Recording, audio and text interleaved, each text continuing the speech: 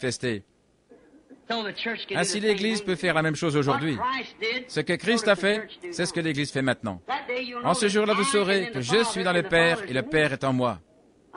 Moi en vous et vous en moi. Voyez?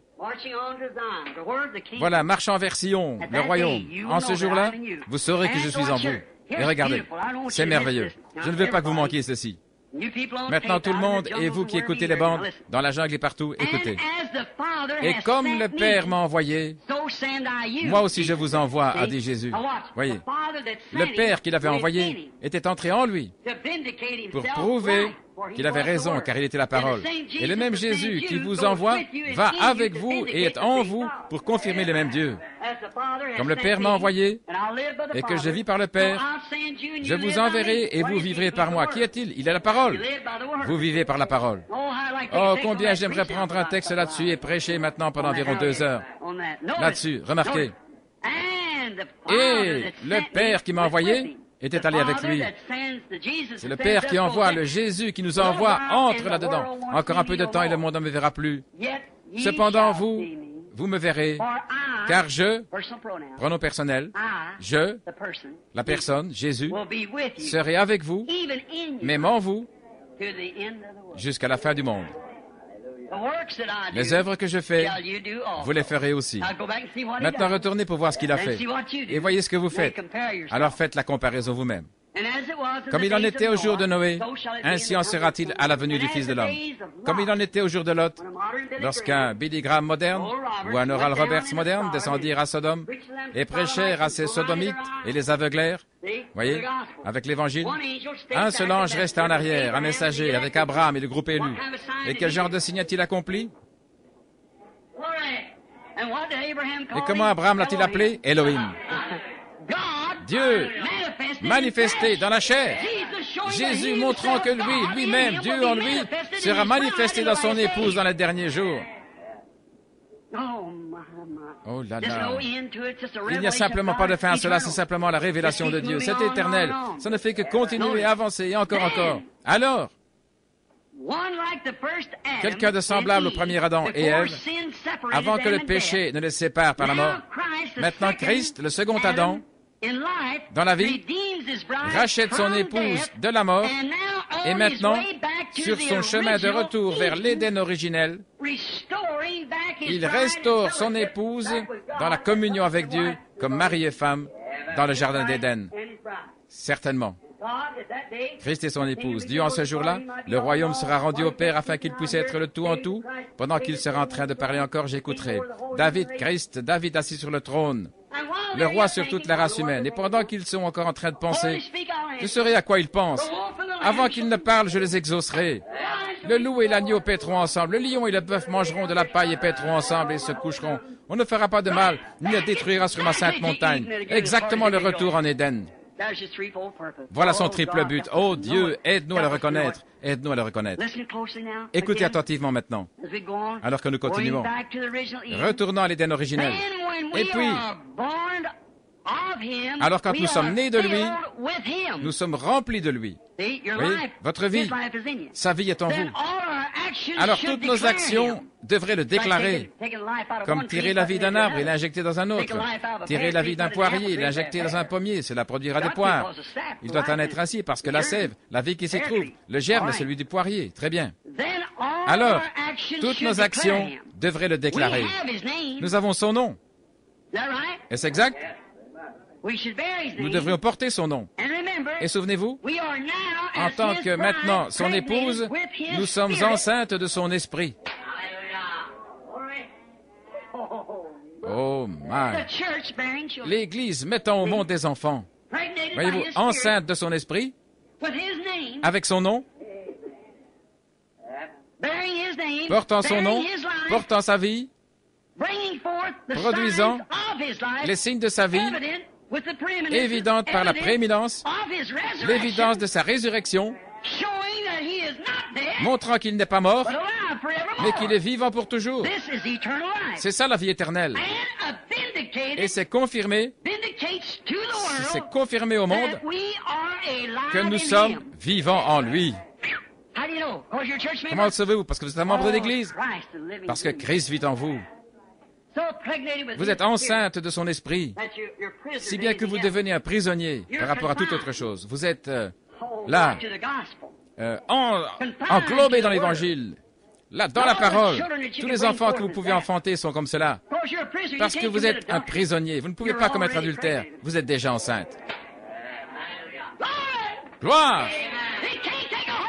Il ne peut pas avoir d'emprise sur vous. La matrice de vie est fermée à toute autre chose. Vous êtes déjà le sien par prédestination. Cette semence-là est venue à la vie. Aucune mondanité ne peut y entrer. Oh, gloire! Combien nous aimerions rester sur ceci pendant environ 1 heure. Je suis sûr que vous comprenez. Christ et lui seul, c'est déjà fini. La semence y était. La semence existait déjà. Quand y a-t-elle été placée avant la fondation du monde? Il nous a prédestinés à la vie éternelle. Et aussitôt que le courant qui donne la vie, cette semence-là, comme les autres semences qui entreraient, ne pourrait plus se fixer, elle ne pourrait simplement pas le faire. Et aussitôt que cette semence entre, elle ferme la matrice et toute autre semence est repoussée. Vous voyez comme ça là. Alors vous devenez un prisonnier, enfermé en Christ. Christ en vous, sa vie, produisant son évidence, ses signes. Oh là là là là! Observez, il apporte ses signes de vie comme évidence de sa résurrection, prouvant au monde cette vie éternelle. Il confirme au monde que nous sommes vivants en lui. Pensez-y, vivants avec Dieu, notre Rédempteur, qui nous a créés dans ce même but, l'Église, et sa vie créatrice en nous. C'est ce que Moïse pouvait dire par la parole de Dieu, qu'il y ait des mouches. Qu'il y ait des mouches. Un Dieu qui peut créer des mouches peut créer des écureuils, voyez-vous? Le même Dieu qui a créé la vie. Voyez-vous? Vous êtes un prisonnier. Vous ne pouvez rien dire avant qu'il vous l'ait ordonné. Et quand c'est prononcé, c'est la parole de Dieu. Il a confirmé que c'est ainsi. Tout le reste est en ordre. Il sait que cela a été prononcé. Ça doit être ainsi. Moïse a pris sa verge et il a dit qu'il y ait des grenouilles. Parce que Dieu avait dit qu'il y ait des grenouilles. Il ne faisait que transmettre, c'est juste. Et les grenouilles étaient partout. Partout, il y avait des grenouilles. D'où venaient-elles? Personne ne sait. Elles n'étaient pas là avant. Mais le Créateur, Dieu, œuvrant au travers d'un homme, a créé des choses, des espèces vivantes. Le Dieu même qui a créé la première grenouille peut créer la deuxième. Il créera toutes les grenouilles. Oh là là, vous voyez ce que je veux dire? Il a créé le premier écureuil, il crée le deuxième, il créera n'importe quel écureuil. Il peut créer les écureuils. Il fait ce qu'il veut, il est Dieu. Il est Dieu, sa vie. Oh là là. Quand j'y pense, j'ai des frissons. Vivre avec lui, aller avec lui à la maison, vivre avec lui, retourner à la maison avec lui pour vivre pour toujours avec la vie éternelle.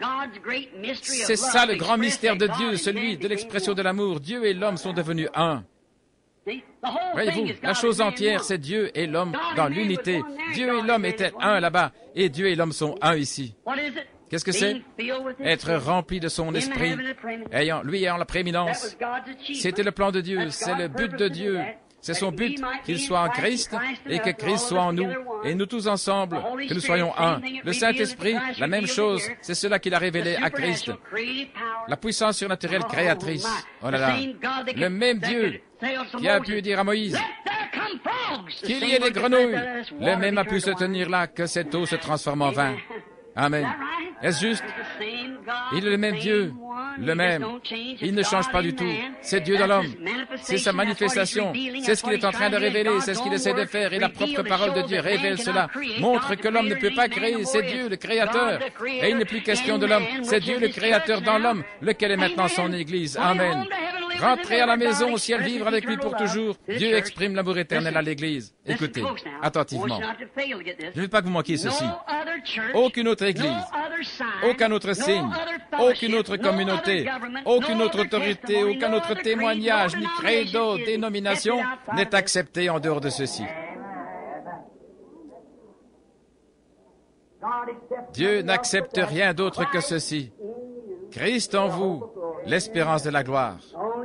La seule chose que Dieu reconnaît, aucune communauté, aucune église, aucune communion, aucun credo, dénomination, rien, toute autre chose est morte. Ce sont des fragments qui doivent être retranchés et émondés de la chose afin que Christ puisse avoir la prééminence en vous. C'est pas se référer au passé, j'ai ici quelqu'un qui dit c'est mon organisation, ça doit être tranché aussi. J'ai moi un tel ici, ma mère dira de moi que je suis un exalté, ça doit être tranché aussi. Eh bien, je sais que mon mari veut que je porte ses shorts, ça doit être tranché aussi.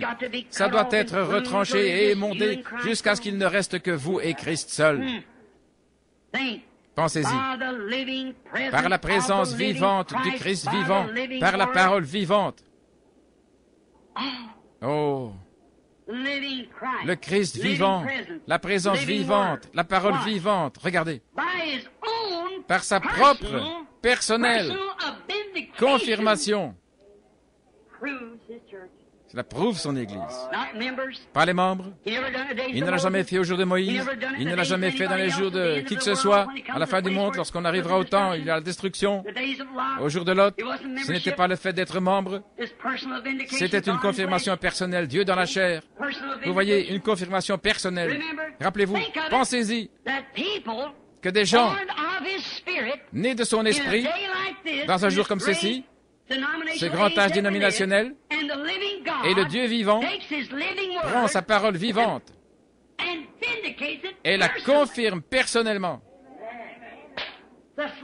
Cette vie qui est dans la parole, le germe qui est dans la semence, et la parole est une semence que le semeur est allé semer.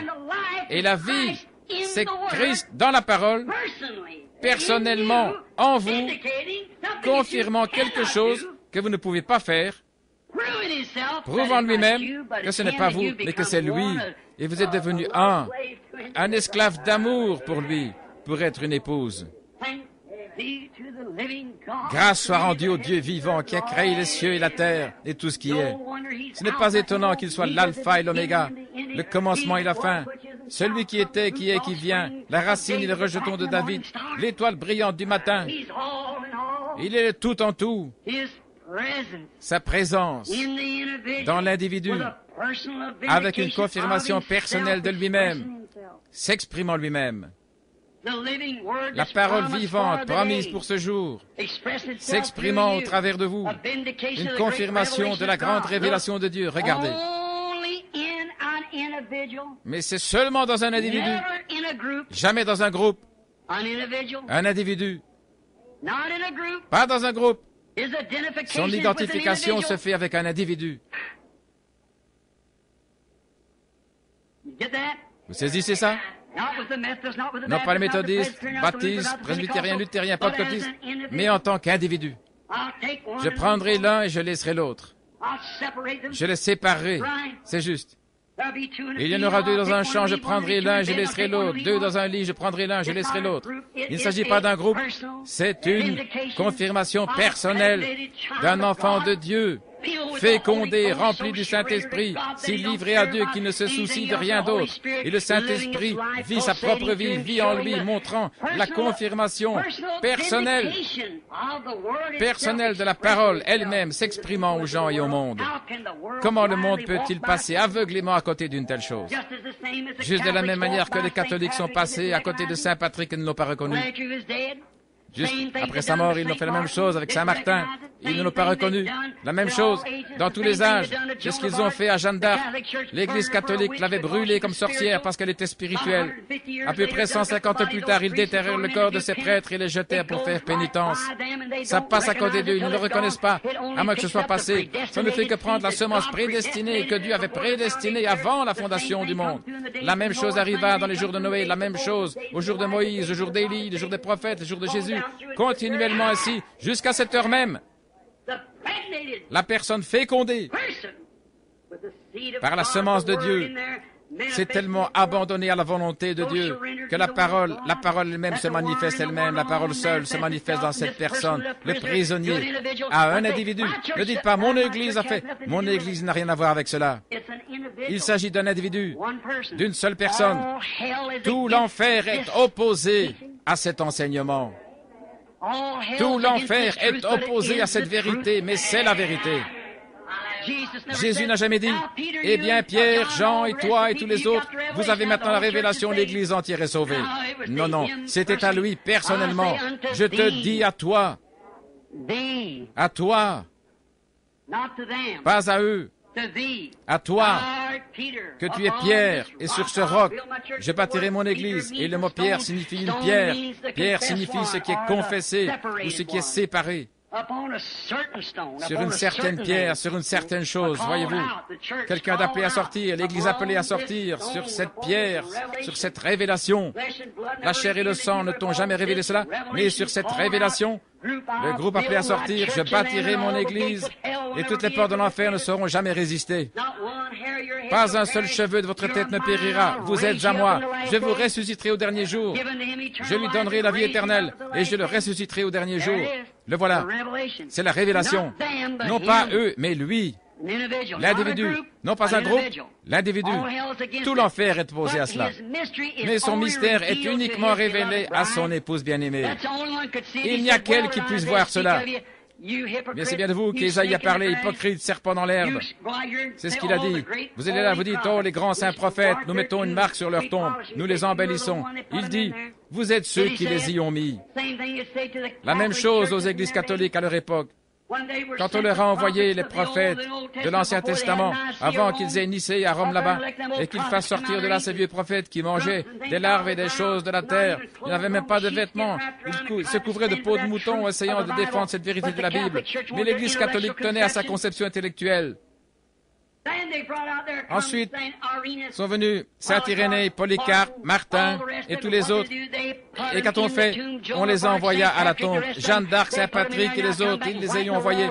Alors ils font volte-face et blanchissent les murs comme ils l'ont fait pour Jeanne d'Arc, voyez-vous. Mais ce sont eux qui les ont envoyés là. Permettez-moi de dire comme son esprit vous interpelle. Murs blanchis, hypocrites. Vous prétendez être quelque chose alors que vous prenez une conception intellectuelle de l'homme et vous laissez tomber la parole au lieu de venir et d'être fécondé par la semence de Dieu et la parole en vous. Hybride, ce n'est pas étonnant qu'elle soit comme une prostituée car elle commet des fornications spirituelles, enseignant aux gens les choses des hommes et non celles de Dieu. Mais il a dit, ne crains point petit troupeau, car il a plu à votre Père de vous donner le royaume. Certainement. La Bible dans l'Apocalypse dit que cette grande cité avait l'autorité sur tous les rois de la terre. Elle dit que c'était une prostituée, une femme qui prétend être une dame et qui commet la fornication. Elle tenait dans sa main une coupe, un toast offert au monde rempli des souillures, des abominations de ses fornications. Et elle avait des filles, les églises protestantes. Chacune d'elles est sortie avec les mêmes fausses doctrines, les mêmes baptêmes, par une poignée de main au lieu du baptême du Saint-Esprit, ainsi qu'avec leurs fausses doctrines de Père, Fils, Saint-Esprit, et tout cela au lieu de prendre le nom de l'époux. Et vous dites, ça ne change rien. Oui, si, ça change quelque chose. Si je signais un chèque en mettant le révérend, le pasteur et ainsi de suite, ça ne serait jamais encaissé. Et ce serait rejeté à la banque. Remarquez. Très bien.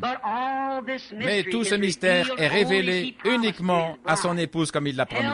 L'enfer est contre cette vérité de la révélation de ce mystère. Mais l'épouse se tient là-dessus. C'est sa position. Pourquoi as-tu faim, Église? Pourquoi as-tu soif? C'est le Père qui essaye de vous révéler ce secret caché. Mais vous laissez tant de choses le faire sortir de vous. Vous laissez votre travail, votre femme, votre mari, vos enfants. Vous laissez les soucis du monde. Vous laissez un pasteur, vous laissez quelqu'un d'autre le faire sortir de vous. Alors que vous savez au fond de votre cœur que vous avez soif, vous avez faim. C'est Dieu qui essaye de vous révéler cela. La révélation. C'est ici le dernier jour. Remarquez maintenant. Regardons en arrière de nouveau. Je ne peux pas passer tout ceci. Regardez. Nous allons terminer dans quelques minutes. Encore votre attention. Remarquez, Colossiens, 18e verset, dans le livre des Colossiens. 18e verset. Il est la tête de l'Église, le corps. Il est le commencement, le premier-né d'entre les morts, afin qu'en toute chose, il est la prééminence. Il est la tête de l'Église qui est son corps. Et il veut avoir la prééminence. Écoutez attentivement alors que nous avançons. Quoi? Il doit être la tête du corps. Le corps de son épouse qui est tiré de lui, la chair et l'os, comme avec Adam, voyez-vous, l'épouse. né d'entre les morts. Voyez-vous? C'est-à-dire, né d'entre les morts, le péché de l'incrédulité. Qu'est-ce qui a tué Ève? L'incrédulité. Est-ce juste? L'incrédulité à quoi? L'incrédulité à Dieu? Non, elle avait foi en Dieu. Certainement. A-t-elle dit, il n'y a point de Dieu? Non, monsieur, elle n'était pas une infidèle. Vous savez, je ne crois pas à sa parole du tout. Non, non. Elle croyait tout, excepté une seule petite chose. La Bible n'a-t-elle pas dit dans le livre d'Apocalypse que Jésus a dit lui-même, « Moi, Jésus, j'ai envoyé mon ange pour vous témoigner de ces choses. Quiconque en retranchera ou y ajoutera une seule parole, et si toute cette peine et ce chagrin ont dû venir parce qu'une femme a douté d'une parole de Dieu, permettra-t-il que vous soyez ramenés en doutant d'une parole? Il serait injuste. »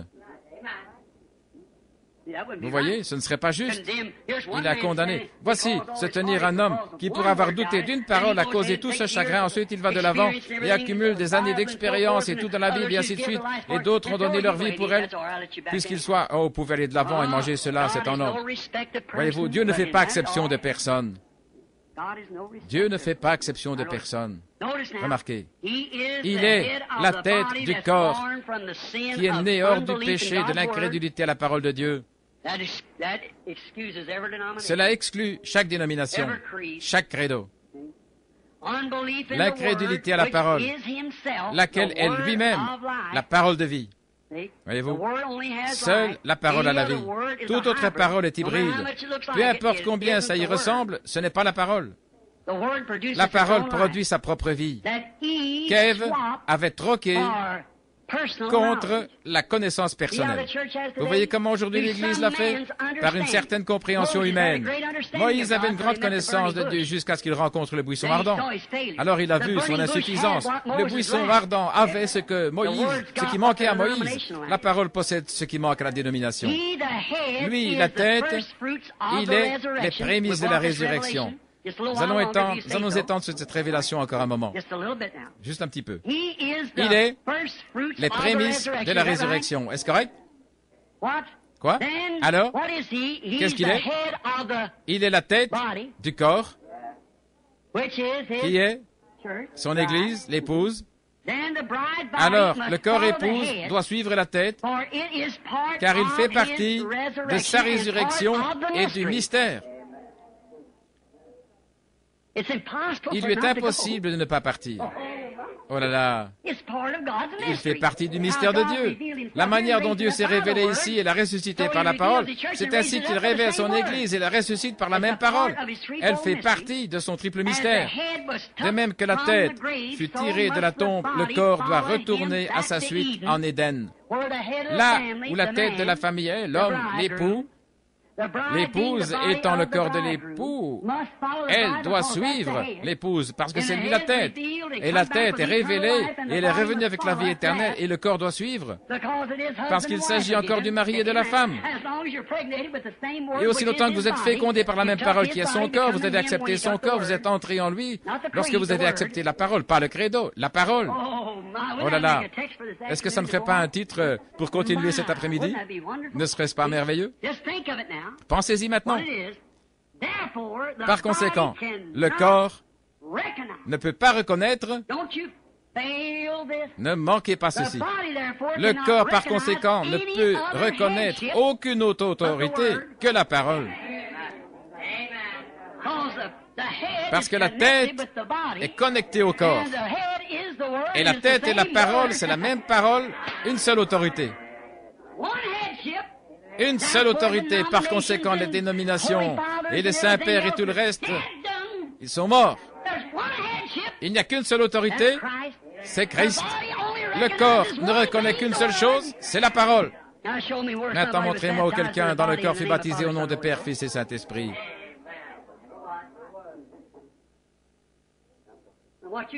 Et que reconnaissez-vous?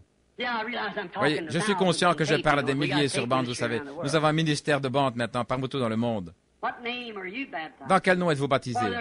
Car il n'y a aucun autre nom donné sous le ciel, dit la parole, par lequel l'homme peut être sauvé. Et si vous êtes baptisé, vous montrez votre croyance en Christ, et qu'ensuite vous portiez un nom de credo, alors vous êtes un hybride. Si vous ne correspondez pas au profil de l'Église et pas exactement comme dit son enseignement, vous les catholiques, comment pouvez-vous donc vous soumettre à la juridiction d'un pape disant qu'il est successeur de Pierre et ce pape et cette Église enseignent d'une manière contraire à la parole originelle première que Dieu a reconnue, accompagnée de signes et miracles, et voir cette même parole être manifestée aujourd'hui dans sa pureté, démontrant la même résurrection qu'il avait là, Dieu vivant parmi son peuple, faisant les mêmes choses, comment pouvez-vous ensuite reconnaître en Rome une autorité? Notre autorité est au ciel. Je n'irai pas à Rome, je vais aller au ciel quand je mourrai. Voyez, l'autorité est dans le ciel, et le corps doit suivre la tête, comme la femme suit son mari. Étant donné qu'Adam n'était pas séduit, il s'en alla avec Ève. Ève était séduite. C'est elle qui fut coupable de transgression. Sinon, la résurrection entière de tout ce corps aurait eu lieu au jour du Seigneur Jésus lorsqu'il est sorti de la tombe. Mais il devait la racheter, elle qui est son corps. Elle doit être rachetée pour qu'elle vienne à lui. Le voyez-vous? Oh là là! Voyez-vous, cela ne pouvait pas arriver en ce temps-là. La rédemption est en cours. Maintenant, vous voyez les sceaux lorsqu'il était dans son œuvre de rémédiation là-bas en train de racheter. Mais un jour, il s'avancera pour prendre ce livre qu'il a racheté. Et tous ceux qui sont dans ce livre seront à lui, seront lui. Car ce sont les croyants, les paroles du livre. Et la parole, c'est lui. Et tout ce qui s'y trouve, il vient pour ce livre de rédemption. Pour ceux dont les noms ont été écrits dans le livre avant la fondation du monde lorsqu'il a été immolé comme un agneau. Et les voici aujourd'hui, dans sa parole, manifestant la même chose qu'il fit là-bas. Elle ne peut reconnaître aucune autre tête, non monsieur, aucun évêque, rien. Elle reconnaît une seule tête et c'est Christ, et Christ est la parole. Oh là là, j'aime cela. Oui. Comme la tête a été retirée de la tombe, son corps doit le suivre en Éden. C'est pourquoi le corps ne peut reconnaître aucune autre tête, sinon l'autorité de la parole. Aucune dénomination ne peut y ajouter quoi que ce soit, car quiconque en retranchera ou y ajoutera une seule parole, ils en seront retranchés. Vous êtes morts, hybrides, là. La voici ici avec ce témoignage dans ses mains, l'impureté de cette fornication comme étant l'adultère spirituel contre la parole qu'elle prétend croire.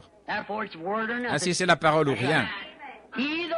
Lui, la parole, comment savez-vous que c'est juste? Lui, la parole est confirmée. Voyez-vous. Lui, la parole, correctement confirmée, il est la tête, l'autorité de l'Église, il est la parole, la tête, il est correctement identifié, confirmé par son propre esprit, qui est dans l'Église même, la personne, se manifestant lui-même par une confirmation que c'est la preuve directe pour le corps entier. Et pas besoin de credo alors. Les dénominations périssent. Mais la tête elle-même est reconnue dans le corps par les identifications personnelles. Voyez? Il s'identifie, il prouve l'autorité au corps. Alors, nous sommes unis sous une seule autorité confirmée qui est Christ, la parole de Dieu. Non pas sous une église quelconque. Notre autorité, notre tête, c'est un royaume. Le royaume de Dieu est en vous, dit la Bible. Jésus. Le royaume. Nous ne sommes pas une dénomination. Nous appartenons à un royaume. Et le royaume est la parole de Dieu rendue esprit et vie dans notre propre vie, faisant s'accomplir chaque promesse de ce jour, comme ça s'est fait en ce jour-là, quand la parole et Dieu étaient un.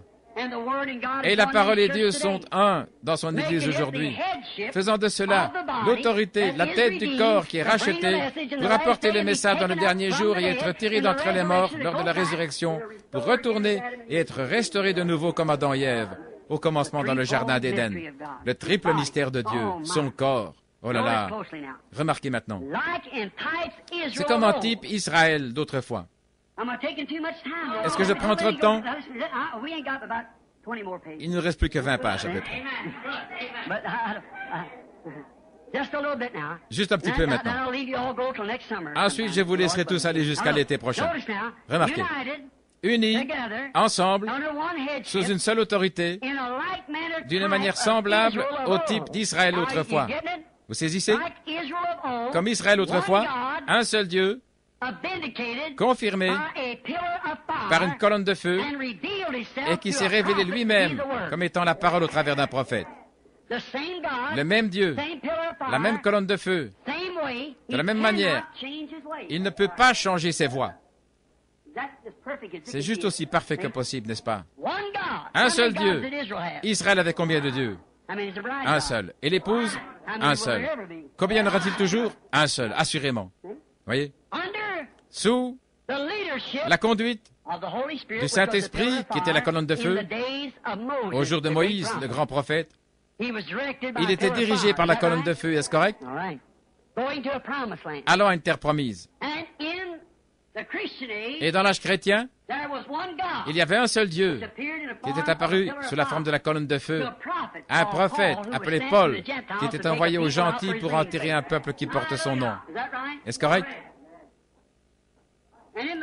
Et dans les derniers jours, il est descendu de la même manière, se confirmant par les mêmes signes, les mêmes prodiges, la même colonne de feu, le même évangile, la même parole, la même manifestation. Son corps fera les œuvres qu'il avait promises, comme dans Marc 16. Son corps n'a pas été retenu dans la tombe, mais il a été identifié à lui dans la résurrection. Est-ce que vous le saisissez? Alors, le corps de ses enfants croyants ne sera pas retenu dans la tombe lorsqu'il viendra, mais il sera reconnu avec lui, parce qu'il est mort dans le but de ressusciter son épouse. Identifié parce que c'est son corps, parce que c'est la parole. C'est tellement complètement abandonné à lui, loin des choses des dominations et tout. Il est la parole. Et c'est reconnu avec lui parce que nous avons maintenant les prémices de notre résurrection, sachant que nous sommes passés de la mort à la vie, que nous sommes devenus ses prisonniers. Et Dieu nous prouve par sa propre souveraineté qu'il est le même hier, aujourd'hui, éternellement, en faisant par l'Église les choses qu'il a faites en ce temps-là. Lui en moi, moi en lui. Vous le savez. Son corps ne fut pas retenu dans la tombe. Il s'est identifié avec lui de la résurrection de la même manière qu'il l'est maintenant. Écoutez, ce qui veut dire ceci. Sa parole, c'est ce qu'il est, a commencé à être ressuscité. La parole qui, au travers des âges, Luther, Wesley, a commencé à ressusciter en puissance, commence à avancer. Alors ça avance un peu plus. Et maintenant, ça en arrive à l'identification. Voyez-vous? Regardez. Maintenant, cela en arrive où la vie est dans le corps, et c'est une confirmation que l'enlèvement est proche. Lorsque vous voyez la tête et le corps devenir un, et la plénitude de la mesure de sa manifestation, cela montre que le corps est presque prêt à être reçu auprès de la tête. Les nations se disloquent. Israël se réveille. Il a commencé à donner la vie à son corps. Pourquoi? Celui qui l'a racheté. L'œuvre de médiation est accomplie. Il apporte sa vie au corps comme confirmation pour l'enlèvement. Souvenez-vous? Maintenant, dans le dernier jour, si vous vouliez me supporter encore un petit peu maintenant, ce sera en ordre. Je ne veux pas que vous manquiez ceci. Je dois faire cette bande maintenant, étant donné que j'ai atteint ce point. J'aimerais faire une autre remarque importante. Encore un peu. Remarquez. Écoutez ceci. Maintenant, c'est ce que nous voulons faire attention. Souvenez-vous que dans les derniers jours, cela retournera exactement et confirmera le premier jour. Voyez-vous? Adam et Ève, le mari et l'épouse, pas de péché, la vie. Ensuite, la chute. Remarquez? Remarquez attentivement. Remarquez? Qu'est-ce qui a provoqué cela? Lucifer. Lucifer est en train maintenant d'agir comme la première fois. C'est juste de la même manière que le royaume des gentils fut introduit avec le roi Nebuchadnezzar, confirmant la race des gentils par un prophète qui pouvait interpréter les langues inconnues, les visions, les songes. Et cela descendit, traversa les gentils sans rien, juste les Médo-Perses et le fer et ainsi de suite jusqu'aux pieds, et ça se termine de la même manière. Le royaume des gentils, remarquez, Lucifer, dans les derniers jours, est en train d'agir comme il l'a fait au commencement. Qu'est-ce que Lucifer a fait? La première chose que Lucifer a fait pour séparer la communion entre Dieu et l'homme fut qu'il chercha à lui bâtir un royaume uni, un royaume d'une plus grande splendeur et apparemment plus cultivé, un royaume plus grand que celui de Michael, Christ. Vous l'avez saisi? Maintenant, si vous l'avez manqué, simplement levez la main, je vais le répéter. Au commencement, Lucifer avait l'intention dans son cœur de réaliser au ciel une chose plus glorieuse et plus brillante que ce que Christ avait. N'est-ce pas vrai? Un royaume apparemment plus cultivé, plus beau, avec plus de splendeur que le royaume de Christ.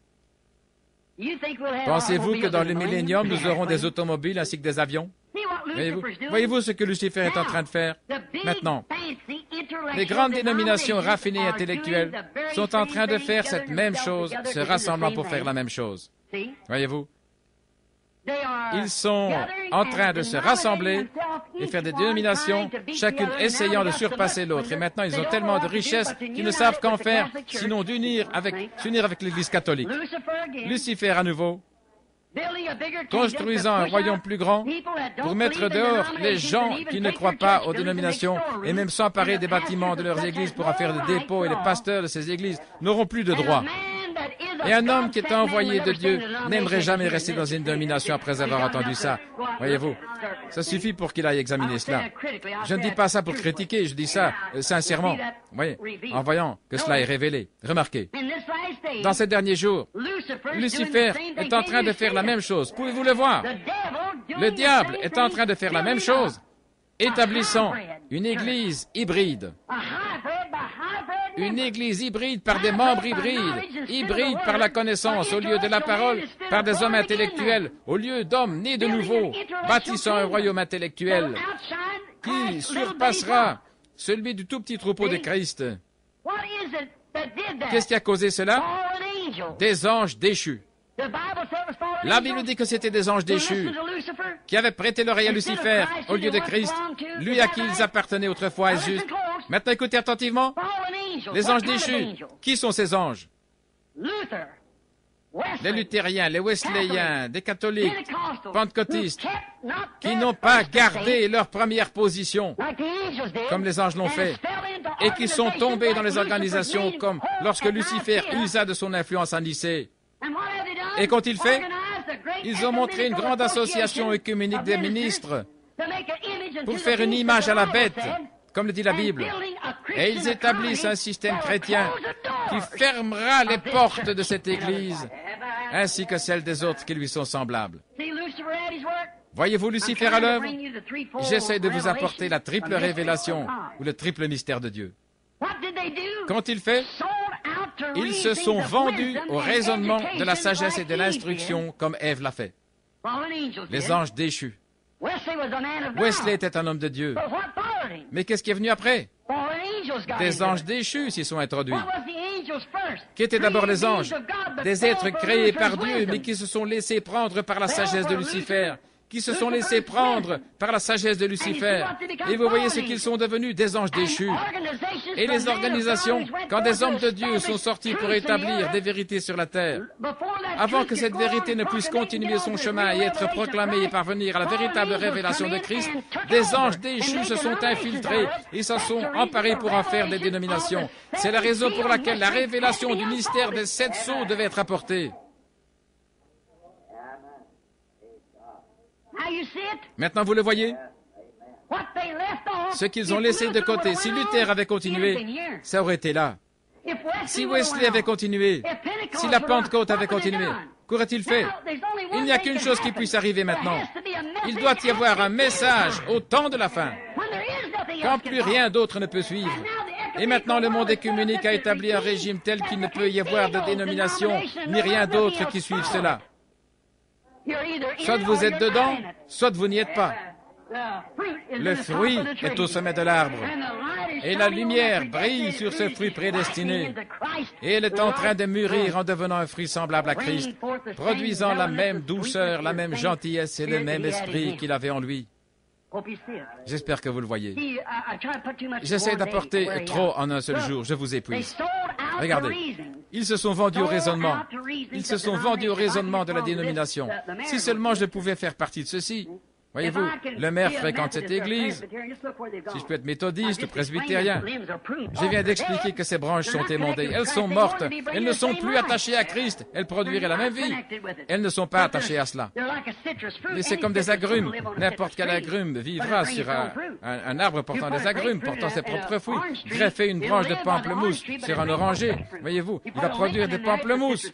Il produira un vieux citron aigre, mais il vit de cette vie, voyez-vous. Et c'est ce que font les dénominations sous le couvert du nom de l'Église. C'est l'épouse qui est l'arbre originel, l'esprit originel. La révélation provient de Christ, pas la dénomination, de Christ. Remarquez. Qu'est-ce que la dénomination essaye de faire? S'exalter, comme Lucifer. Elle se proclame l'Église, l'épouse. C'est ce qu'elles sont dans Apocalypse 17, comme nous avons parlé, la fausse épouse. Lucifer se considère et s'exalte au-dessus du petit troupeau de Christ, l'épouse, au-dessus de l'humble parole de vérité de Dieu, venant par la connaissance de la révélation, et il s'est placé par une instruction de séminaire et de théologie, si bien qu'ils se sont élevés, et si vous n'appartenez pas à leur groupe, alors vous êtes des vauriens. Comme Lucifer avait fait au commencement, disant aux gens exactement ce qu'il avait dit à Ève. Certainement, Dieu nous recevra. Nous donnons la nourriture aux pauvres, c'est bien. Bien sûr qu'il nous recevra. Nous sommes une grande dénomination. Nous sommes une belle église. Eh bien, regardez nos grands bâtiments. Regardez combien nombreux sont nos membres. Nous sommes des millions. Assurément, Dieu ne rejettera pas ce groupe. C'est la même chose que Caïn a fait. Il avait apporté des beaux fruits de la terre qu'il avait labourés, il avait peiné, il avait travaillé, et il avait porté les fruits, et il avait rejeté l'humble sang de l'agneau. Que Dieu soit miséricordieux, afin que les hommes et les femmes ne pensent pas que je suis en train de dire ici pour exalter quelque chose ou une révélation personnelle, quelque chose. Non, je vous dis simplement la vérité. Ne pouvez-vous pas voir ce qu'ils sont en train de faire? Je le dis tout haut et durement, mais vous devez enfoncer un clou pour qu'il tienne, voyez-vous. Maintenant, ils disent aux gens, certainement, vous voulez me dire que notre grande Église catholique, qui a tenu bon tout ce temps, notre grande Église méthodiste, regardez nos ancêtres, mais ils ont brisé la parole de Dieu. Et Ève était de Dieu, elle était un sous-produit d'Adam, et à cause de son doute sur un seul mot de la parole de Dieu, il y eut cela. Et voici aujourd'hui, Lucifer au travail à nouveau, et souvenez-vous, l'Antichrist, ce n'est pas le communisme. L'Antichrist est tellement proche de la chose réelle que cela séduirait même les élus si c'était possible, a dit Jésus, Matthieu 24. Les élus si c'était possible. Lucifer, à nouveau. Lucifer, à nouveau, est en train de briser l'unité de Dieu avec l'homme en limitant la parole de Dieu à ses raisonnements, à ce qu'il pense être juste, parce qu'il pense, il brise la parole de Dieu. Et il fit la même chose au jour de Jésus. Et Jésus a dit, par vos traditions, vous avez rendu la parole de Dieu sans effet. Et les dénominations, par leur raisonnement intellectuel organisé, ont rendu la parole de Dieu sans effet sur les gens. C'est vrai. Ils ne peuvent simplement pas le voir. Ensuite, ils disent, où est le Dieu de la Bible? Il est juste ici. Il est la Bible. C'est ce qu'il est. Remarquez, maintenant, Lucifer vient par ruse briser l'unité de Dieu avec l'homme, juste comme il l'a fait en Éden, par de grandes tentations, en promettant la puissance et l'exaltation de soi-même. Eh bien, tu pourrais devenir un évêque si seulement tu veux rester avec nous. Tu pourrais devenir un membre du conseil presbytéral du district. Pourquoi devrais-tu te joindre à une chose comme cela? Voyez-vous, ce sont les pentecôtistes, les catholiques et tout.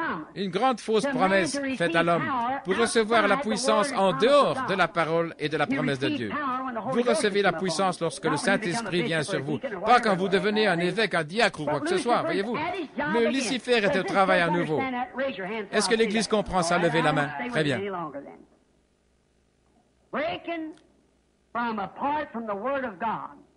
En se détachant de la parole de Dieu, voyez-vous. Il a fait la même chose à Nicée, à Rome. Savez-vous ce que leur a donné Constantin? Vous avez étudié les âges de l'Église. Ils n'avaient rien que Christ.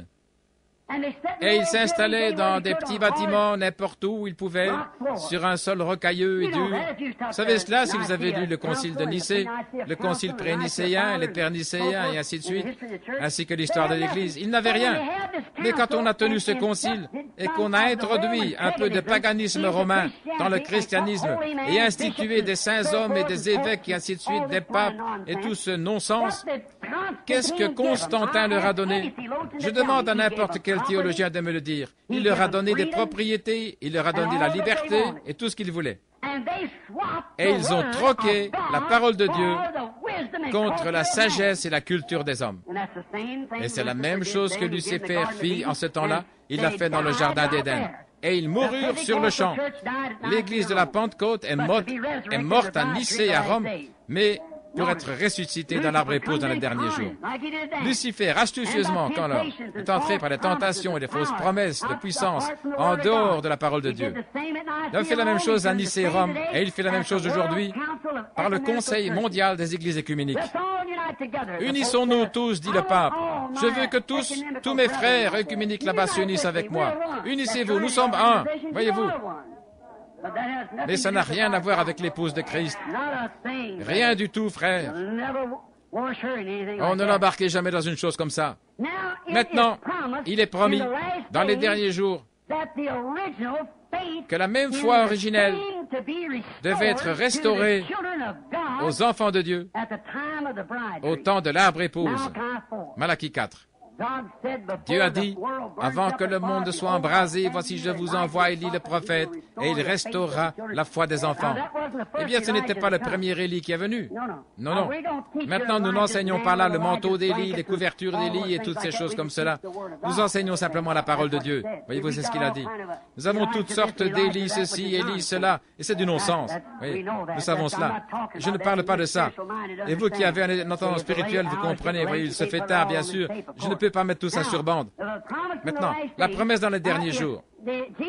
Et Jésus a dit, dans Matthieu, je crois au chapitre 11, ou au chapitre 6, non, c'est le chapitre 11, le verset 6, quand Jean a envoyé ses disciples pour voir s'il était réellement celui-là, Jésus a dit, qui êtes-vous allé voir? Un vent, un roseau agité par le vent? Êtes-vous allé voir un tel? Il a dit, où êtes-vous allé voir un prophète? Il a dit plus qu'un prophète. Jean était plus qu'un prophète. Il était le messager de l'Alliance. Et il a dit, si vous pouvez recevoir ceci, c'est celui dont les prophètes ont parlé, disant, j'envoie mon messager devant ma face. Or, c'est Malachie 3, pas dans Malachie 4. En effet, Élie, qui devait venir dans Malachie 4, la terre devait être consumée par un feu ardent, et les justes devaient marcher dans le millénium sur la cendre des méchants. Voyez-vous, donc, ce n'est pas de celui-là qu'il s'agit. Maintenant, nous voyons la promesse s'accomplir. Christ, la véritable tête,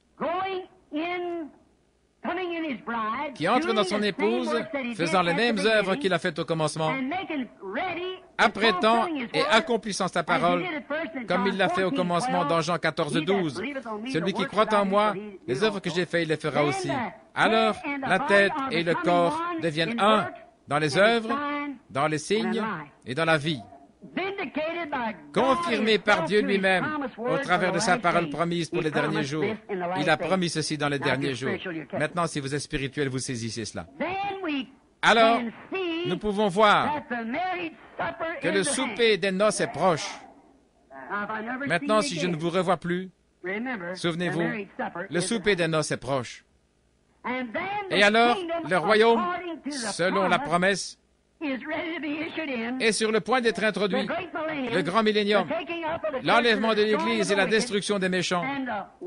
Et le monde, sous le 6e sceau, est sur le point d'être purifié par les volcans, en vue d'enlever toute la corruption et les péchés du monde, pour le façonner à nouveau et apporter un nouveau et radieux millénium pour l'âge à venir.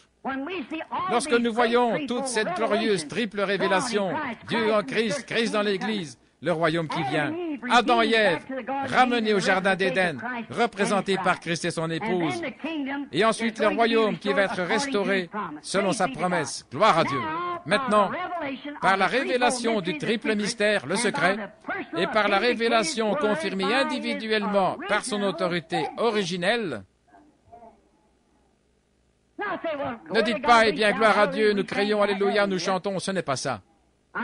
Je suis un missionnaire. J'ai pratiquement fait 7 fois le tour du monde, voyez-vous. J'ai vu des païens, des démons et tout le reste danser et pousser des cris. J'ai vu toutes sortes de manifestations charnelles. C'est charnel. Mais je parle de la tête de Christ, l'autorité. Personnellement identifiée par l'autorité originelle, nous avons la réponse à la question du diable.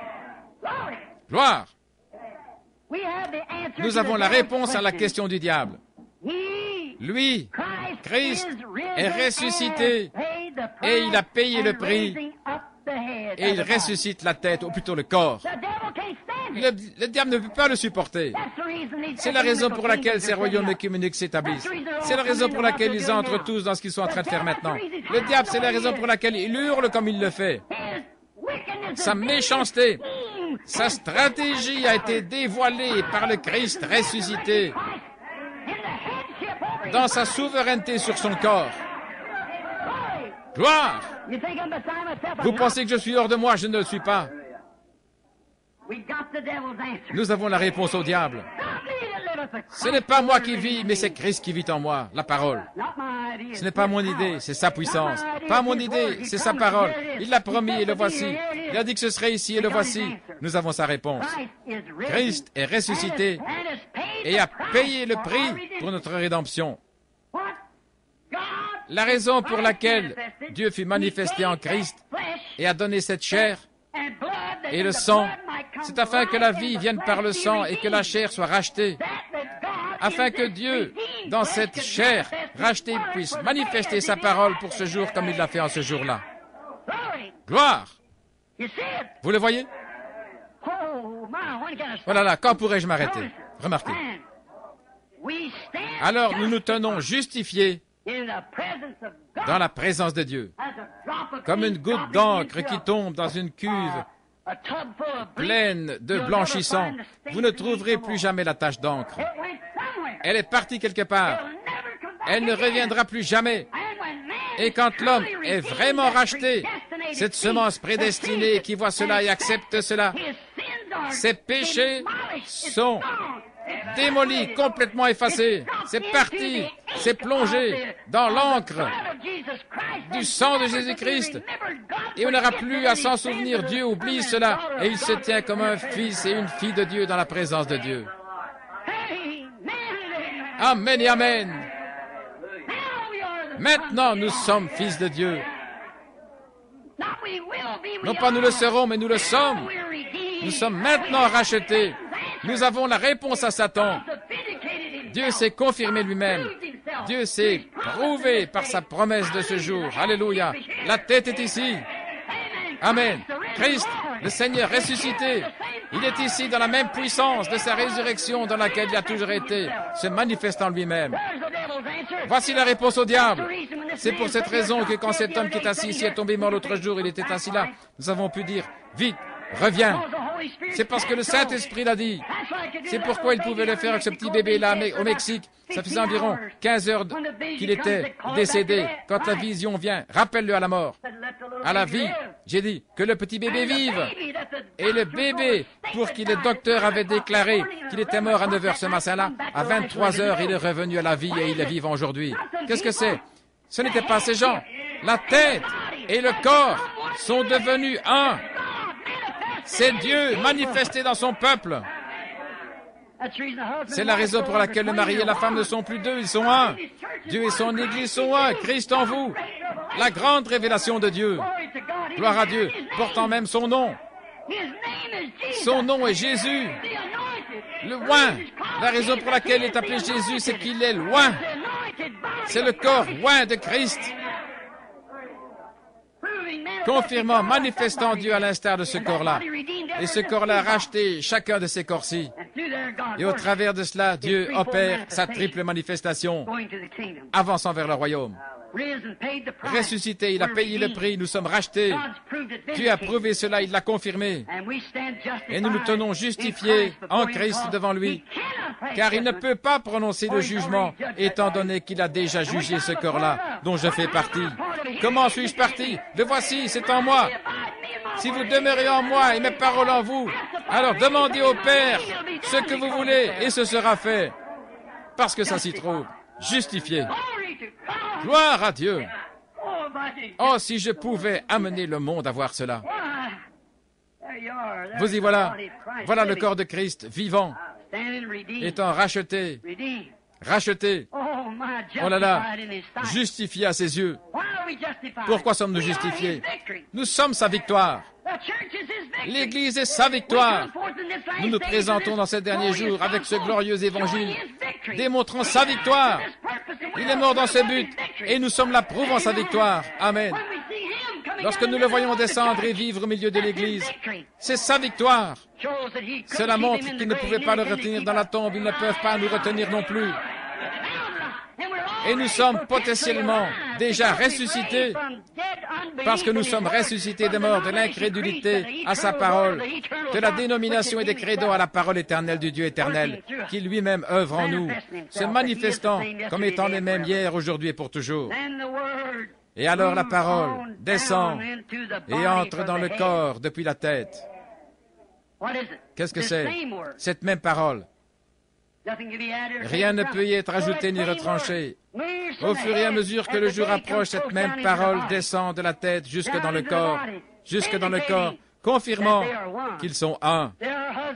Ils sont mariés femmes, chair de sa chair, parole de sa parole, vie de sa vie, esprit de son esprit.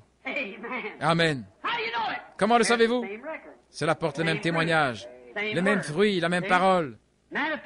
Cela manifeste Christ, la même vie, le même Dieu, le même esprit, la même parole, le même livre, les mêmes signes. Les choses que je fais, vous les ferez aussi. Oh, alléluia. Remarquez, la parole confirmée dans son corps est sa victoire même et la raison de sa mort. Vous voyez, la mort, non pas dans l'esprit. Lorsqu'il mourut, il mourut uniquement dans la chair. Son esprit alla en enfer et prêcha aux âmes en prison. Est-ce juste? Seule sa chair mourut. Ensuite, il la ressuscita, il la vivifia. Vivifier signifie rendre vivant sa chair qui était dans son corps. Et c'est la parole. Il était étendu, mort pendant des années, mais il a commencé progressivement à revenir dans la réforme et maintenant il se tient sur ses pieds. Oh, combien! Je souhaite avoir du temps pour retourner dans Ézéchiel et faire sortir ces eaux desséchées et vous démontrer cela. Ces eaux pourront-ils vivre? Il a dit, prophétise. Comment est-ce que la prophétie peut venir? Uniquement au travers du prophète. C'est la parole du Seigneur. Ossements desséchés, écoutez la parole du Seigneur. Et les nerfs, la peau vinrent sur eux et se tinrent sur leurs pieds. Une armée puissante, et ils se mirent en marche vers Sion. Gloire à Dieu. C'est lui. C'est lui. La victoire. Les rachetés du Seigneur viendront à Sion avec joie. Sur toutes ces saintes montagnes, rien ne se fera de mal ni ne détruira. Il prouve donc sa vie ressuscitée pendant qu'il se confirme. Elle, l'épouse, est indépendante de tous les autres. Elle est une femme indépendante. Un grand oiseau tacheté, différent de tous les autres. Vous vous rappelez la Bible à ce sujet? Le grand oiseau tacheté. Mais elle portait son nom. Elle avait sa vie. Comment ont-ils tacheté l'oiseau? Tous deux étaient blancs, puis on a coupé la tête à l'un et on a laissé couler son sang sur l'autre. Et l'autre oiseau était taché de sang rouge. Il battait ses ailes comme ceci et le sang criait « Saint, Saint, Saint » pendant qu'il arrosait la terre. De même Christ, le compagnon mort, mit en nous son sang provenant de la vie, portant son sang qui crie « Saint, Saint, Saint l'Éternel ». C'est un oiseau d'une drôle d'apparence, assurément il l'est. Mais elle, l'épouse, est identifiée par lui. Et elle est indépendante de toutes les autres. Attache-toi seulement à elle, aussi longtemps que vous vivrez tous les deux. Attache-toi uniquement à lui, la parole. Pas d'adultère, Pas une seule trace de dénomination, pas une seule trace de credo, pas du tout d'adultère. La parole est lui seul. Sur Christ, le solide roc, je me tiens. Tous les autres fondements ne sont que du sable mouvant, a dit Eddie Perron. C'est cela, Christ, la parole. Il était la parole, il est la parole. Et l'Église devient la parole par le fait qu'il fait d'elle une partie de lui. Et c'est de nouveau la parole. Personnellement identifié par lui. Sa propriété à lui seul. Sa propriété à lui seul. Elle est rachetée par lui, au travers de lui, pour lui et pour lui seul. C'est vrai. Alors, la raison pour laquelle le diable hurle, c'est parce que c'est en train d'être révélé.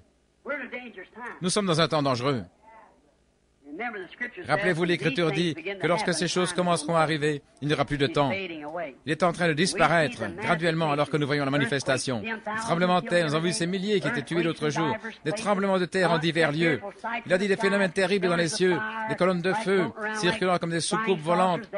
Ils ne savent pas ce que c'est. Ils n'en ont aucune idée. Avez-vous remarqué les anges qui sont descendus et ont fait des investigations à Sodome avant que Sodome ne soit détruite? Vous vous souvenez? Un groupe d'entre eux était descendu, 3 d'entre eux. L'un reste avec Abraham, vous vous souvenez? Ils étaient des lumières venant du ciel qui étaient descendus. Un jugement d'investigation. Regardez, on les trouve toutes là, c'est autour du Pentagone et ailleurs qu'on les trouve. C'est le jugement du monde, Sodome. Et il y en a qui est représenté au milieu des églises, il sera Christ lui-même, se confirmant lui-même. Des phénomènes là, en haut dans les cieux et des signes en bas sur la terre. Certainement. Identifiés. Oh, le diable est en train de hurler à propos. La vérité manifestée de la promesse de la parole en elle seule. En elle seule. Ils n'ont pas de réponse. Lorsque Jésus vint, pourquoi ces pharisiens? Il a dit, si je chasse les démons par le doigt de Dieu, vous par qui les chassez-vous? Voyez-vous? Il se tenait seul. Et son Église se tient seule. Elle n'est accrochée à rien. Mais il était identifié par Dieu, étant le corps dans lequel Dieu habitait. Et l'Église est identifiée par son corps faisant la même chose. Elle est son corps, la vérité manifestée de sa parole promise pour les derniers jours. Et elle seule, reste fidèle à cela. C'est pour cela que le diable hurle comme ça, que ces grandes organisations mettent sur pied quelque chose pour la neutraliser. Ils ne le feront jamais. Elle sera enlevée. Elle ne sera pas neutralisée. Elle est maintenant ressuscitée par la puissance de la parole confirmée qui lui a été promise. Amen. Combien une épouse s'accroche à cette promesse? Il m'a dit qu'il reviendra me chercher. Je crois cela, oui. Pour rencontrer sa tête, son Rédempteur, son mari, son roi, son Seigneur, son amoureux, son Sauveur. À l'endroit pourvu pour la rencontre. Il a un lieu pour les rencontrer. Oui. L'époux n'oublie rien. Il a l'anneau, l'identification. Il a la robe qu'elle porte, son habit. Voyez. Et il a pourvu un endroit pour la rencontrer, c'est dans les airs. Tout a été fourni. Il a déjà préparé le souper des noces. Les autres sont déjà invités, déjà choisis. Tous les anges se tiennent au garde à vous autour de ses serviteurs. Oh! Il y aura une rencontre dans les airs, dans le doux au-delà. Je vous rencontrerai là-bas, dans cette maison de là du ciel. Les oreilles des mortels n'ont jamais entendu de pareils chants. Ce sera glorieux, je vous le déclare. Quand le propre Fils de Dieu sera le conducteur, la pleine manifestation de Dieu. À cette rencontre dans les airs. Oh là là. Observez ces confirmations maintenant. Vous avez entendu l'histoire de Moïse dans les joncs. Vous avez entendu parler de l'intrépide David et de sa fronde. Des récits de Joseph, qui avait des songes, Daniel et le faux lion. Et il y en a beaucoup d'autres, confirmés dans la Bible. Oh, comme je meurs d'envie de les rencontrer tous, je le déclare. Bientôt le Seigneur nous les fera rencontrer à cette rencontre dans les airs. Car il va y avoir une rencontre dans les airs, dans le doux au-delà. Et je vous rencontrerai, je vous saluerai là-bas, dans cette maison au-delà du ciel. Un tel chant n'a jamais été entendu par des oreilles humaines. Ce sera glorieux, je vous le déclare. Et le propre Fils de Dieu sera celui qui conduira à cette rencontre dans les airs. Oh là là, n'aimez-vous pas cela? Maintenant, le triple but de son grand mystère, les révélations ont été révélées. C'est lui la principale. C'est de lui qu'il s'agit, oh là là. Chantons-le encore. Je ne peux simplement plus prêcher, je me sens si bien. Oh, il y aura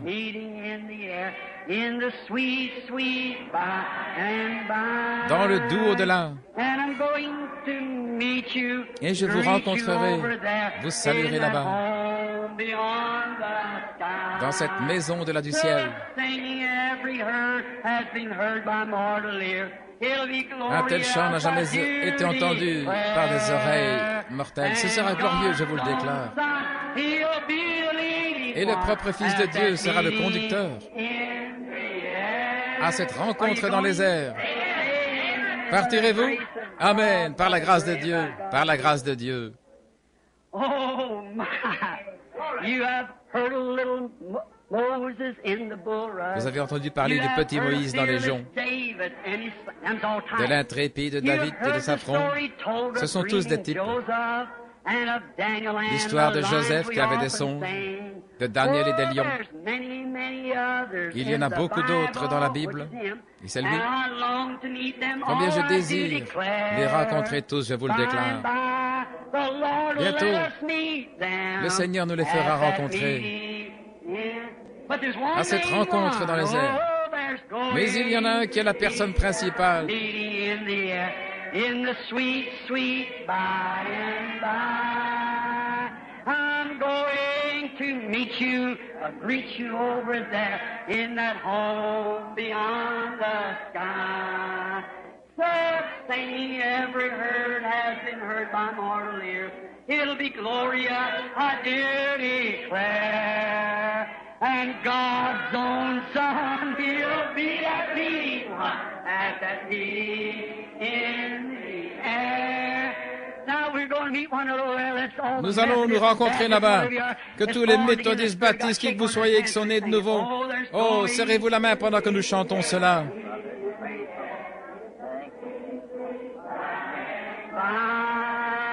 I'm going to meet you and greet you over there in that home beyond the sky. Such singing every heard has been heard by mortal ears. It'll be glorious, I do declare. For God's own Son will be the leading one at that meeting in the air. Oh, c'est merveilleux. Voyez-vous ce qu'il sera? Oh, nous devons arrêter, les amis, il est presque 2 heures. Nous serons ici à l'heure du souper. J'ai encore des pages et des pages, voyez-vous. Nous devrons simplement nous arrêter sur ceci. Il n'y a pas de fin à cela. C'est une révélation. C'est éternel comme la parole de Dieu est éternelle. Mais le triple but du grand mystère de Dieu est révélé.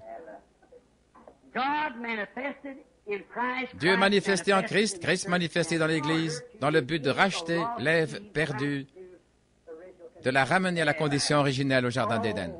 Oh là là! Il va y avoir des moments glorieux en ce jour-là. Et c'est à l'instant même. Nous croyons cela. Ne le croyez-vous pas? Je ne fais que penser à ce chant chaque fois que je pense à cela. Il s'est confirmé en Daniel, en Moïse et en Jérémie. Qui étaient-ils? Des prophètes, à qui la parole est venue, voyez-vous. Ces grands hommes.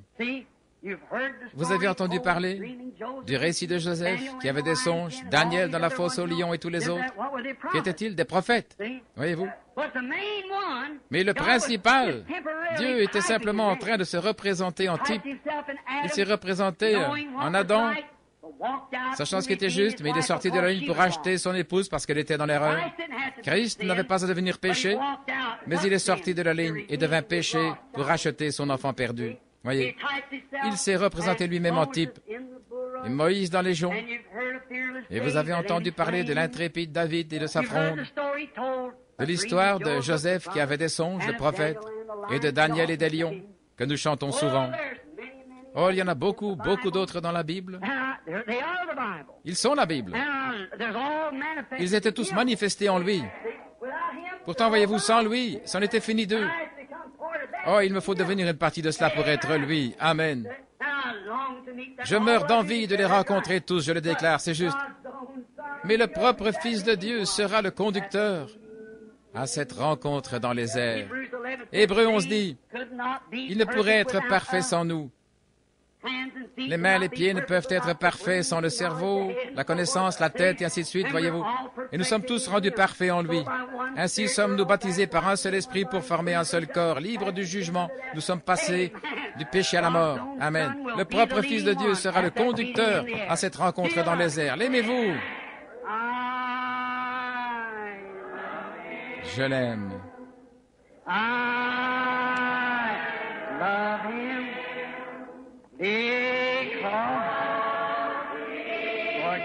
Seigneur Jésus, que l'onction du Saint-Esprit vienne sur ces mouchoirs, Seigneur, et guéris les malades maintenant même. Comment était-il révélé? Parce qu'il m'aima le premier. Qu'est-ce qu'il a fait?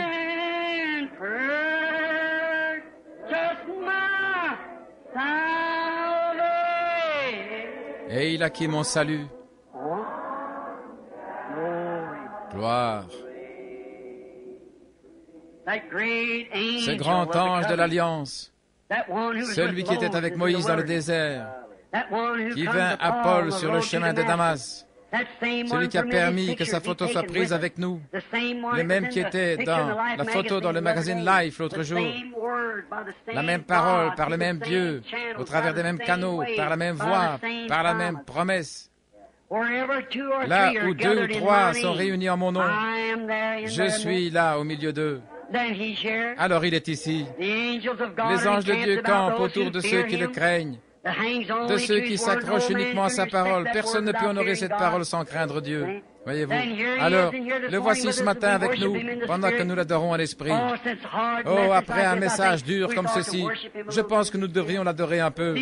En esprit, voyez-vous, fermez simplement les yeux et chantons-le encore. Je l'aime, je l'aime. Levez simplement les mains vers lui.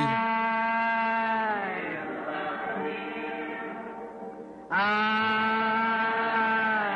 love him because he loved me and purchased my salvation on Calvary's tree. Oh my. Oh là là, combien nous l'aimons. Foi dans le Père, foi dans le Fils, foi dans le Saint-Esprit, ces trois sont un. Les démons trembleront et les pécheurs se réveilleront. La foi en Jéhovah fait ébranler toutes choses. Gloire à Dieu. Combien nous l'aimons. Adorez-le simplement dans votre cœur maintenant. Adorez-le simplement. Pensez simplement à la manière dont il a merveilleusement opéré. Regardez ce qu'il a fait pour nous, toutes ces années de vision. Pas une seule n'a failli. Tout ce qu'il a dit qui arriverait est arrivé juste exactement tel qu'il l'a dit. Je vous aime. N'oubliez pas les commandements de Dieu qui vous ont été donnés, petits enfants. Aimez-vous les uns les autres. Aimez tout le monde. Qu'il soit dans la vérité ou l'erreur, pécheur ou saint, aimez-les de toute façon. Si vous ne le faites pas, alors priez que Dieu vous aide, car Dieu a aimé les pécheurs. Et la nature de Dieu est en vous. Si un homme est dans l'erreur, aimez-le de toute façon. Ne prenez pas part à ses péchés, voyez-vous, ne prenez pas part à ses péchés, mais avec douceur, non pas avec aigreur et réprimande. Parlez-lui avec douceur de l'espérance de vie qui demeure en vous par Jésus-Christ, qui vous a été révélé par le Saint-Esprit.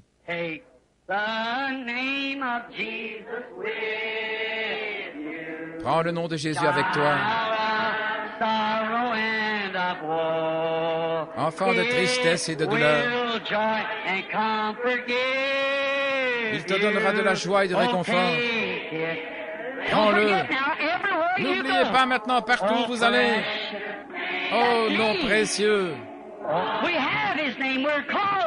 Nous avons son nom, nous sommes appelés par son nom.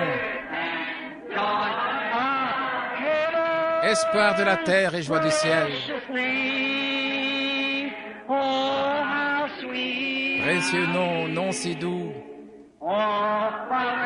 espoir de la terre et joie du ciel.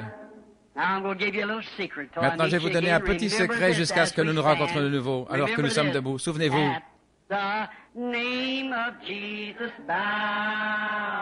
au nom de Jésus, nous nous inclinons. Nous nous prosternons à ses pieds.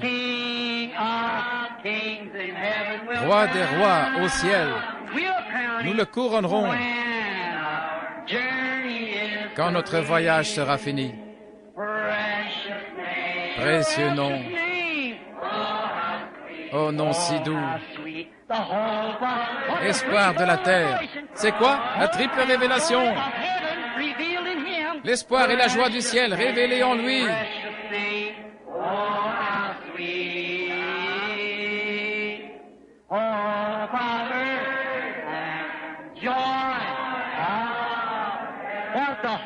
Quoi? L'espérance de la terre et la joie du ciel, tout est manifesté en Christ. Dieu, l'Église, toute autre chose est manifestée en Christ. La Bible, c'est Christ. La Bible est la parole écrite et il est la parole. Sa manifestation est l'évidence de la vie venant dans la chair de la parole pour la manifester. Oh, n'est-ce pas merveilleux?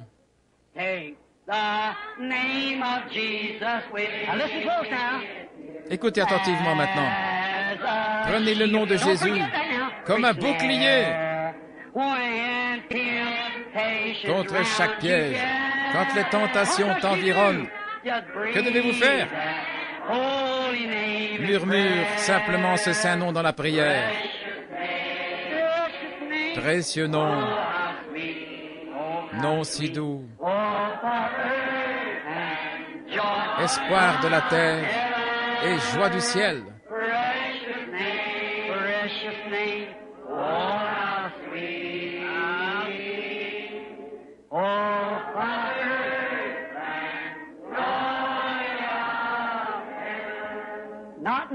Sans le savoir. Bien sûr, c'est spirituel. Vous regardez les choses spirituelles. Sans le savoir, Dieu le sait. Mais si vous vous retournez, si vous regardez l'horloge, il est exactement 2 heures. La fin du deuxième pôle. Le troisième pôle est proche. Alléluia.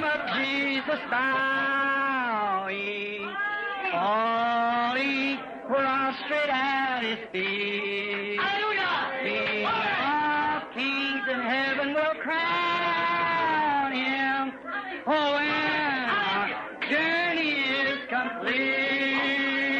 Precious name. Second pole has been made manifest. Hallelujah.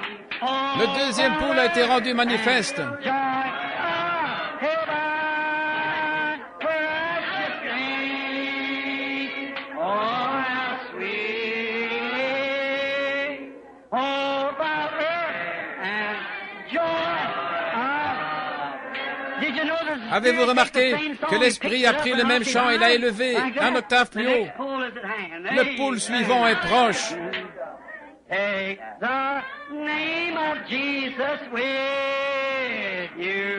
Prends le nom de Jésus avec toi. Il est plus tard que vous ne pensez.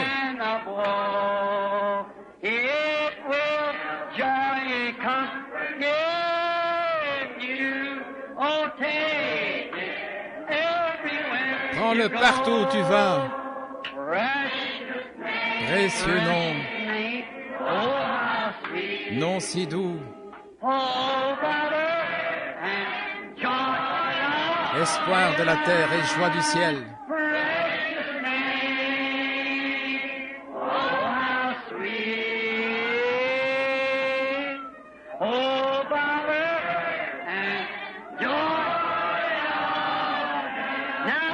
Maintenant, si les tentations surviennent, que faites-vous?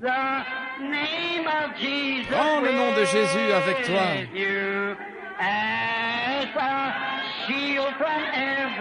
Comme un bouclier contre tous les pièges.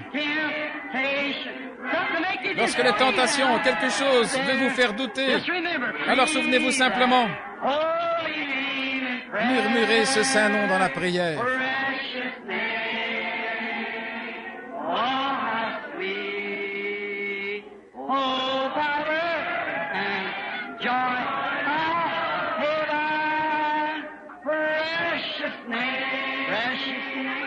Oh, how sweet, oh, Father, and heaven. Let's bow our heads now, everybody. Inclinons la tête maintenant avec révérence. As the name of Jesus now.